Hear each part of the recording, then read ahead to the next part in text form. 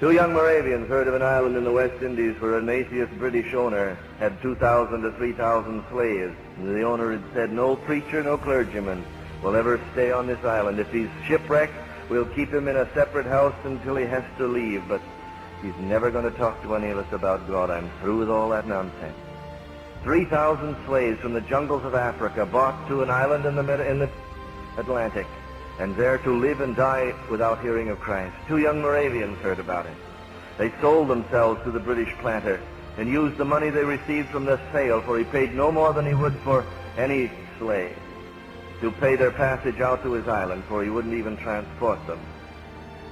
And as the ship left the river at Hamburg, left its pier in the river at Hamburg, and was going out into the North Sea, carried with the tide, the Moravians had come from Herrnhut to see these two lads off in their early 20s, never to return again, for this wasn't a 4-year term. They'd sold themselves into lifetime slavery, simply that as slaves they could be as Christians, where these others were.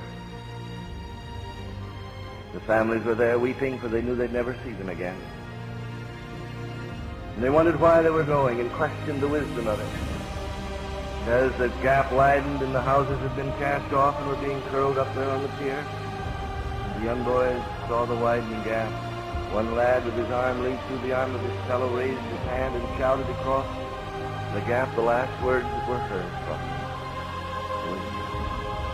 him. May the Lamb that was slain receive the reward of his suffering. This became the core of Moravian mission. And this is the only reason for being, that the Lamb that was slain may receive the reward of his suffering.